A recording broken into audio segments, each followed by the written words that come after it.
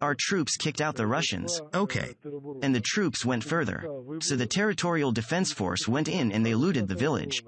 They were looting houses and shooting, taking everything. They looted absolutely everything. The first audio is a conversation between people of Ukraine's security service known as SBU, and one of them is apparently on the ground in the little town of Kuhari, that's not far from the capital, Kiev, around 100 kilometers west of it.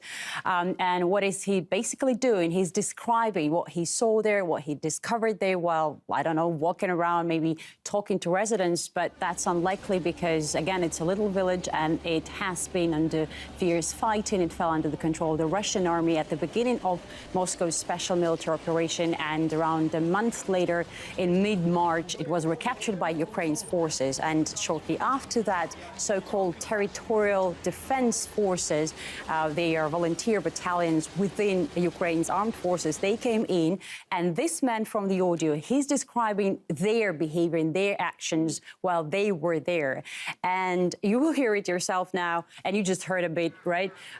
He sounds surprised from what he found out. And before we play another bit, I have to tell you that there is another town mentioned in this audio, the town of Malino. It's not far from Kuhari, and apparently these people, this battalion, came from that place. Let's take another listen.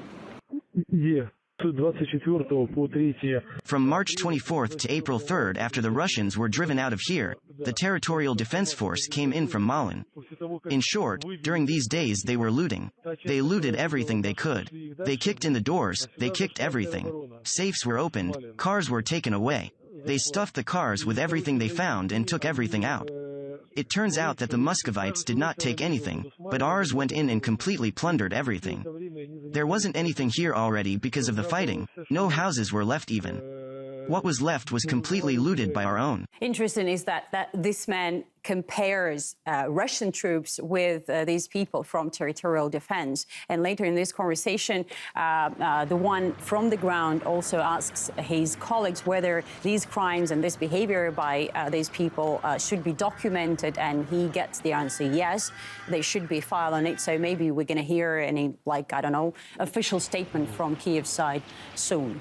And there were many journalists, but we have to understand that there were only particular Western journalists, apart from Ukrainians, on the ground there. So this audio is a conversation between Western journalists. It's in English, and again, one of them is on the ground in another town, which is also like 60 kilometers west of Kiev, on the same road as the town of Bucha that we have been hearing a lot in the news recently. You remember about that, of course, but further to the west. And we can understand that this man, this journalist, was sent there, of course, to report, but particularly to try to find proofs of crimes committed by the Russian troops. And you will now hear that piece. He actually fails to find any evidence to that. Let's take a listen. So basically, just to explain, we're in Bodoryanka, so that's that place further on from Bucha. It's been shelled to pieces. Facades missing, whatever. There's no bodies in the streets at all. I've just spoken to a police forensic expert who said he hasn't seen any, and they think there's probably people who are under the rubble or whatever. They've been killed in the shelling. But there's no evidence for any rights abuses here at all. One other journo, a French guy, said that he'd seen a body that had been killed by shelling, and so in some other, we haven't found that, but no executions, nothing like that. So I don't know what the prosecutor was going on about, to be honest. It's true, this place has got far more shelling damage than Bucha.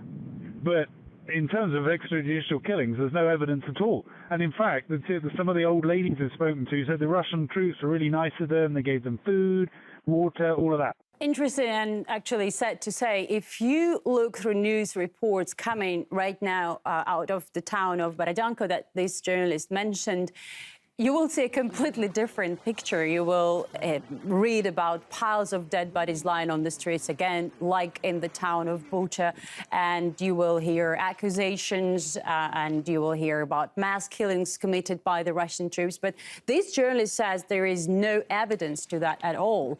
And sometimes, I mean, as a journalist, I have a feeling that we live in parallel reality. And I just don't understand why it's happening, because we understand that we have to be extra cautious with information when we cover wars and military conflicts, because false reports can actually hurt. And now we see, again, coming back to the town of Bucha, we hear about sanctions and like punishment, and, all kind of calls towards Russia because they have already made a conclusion that Russian troops committed lots of crimes there before even any investigation.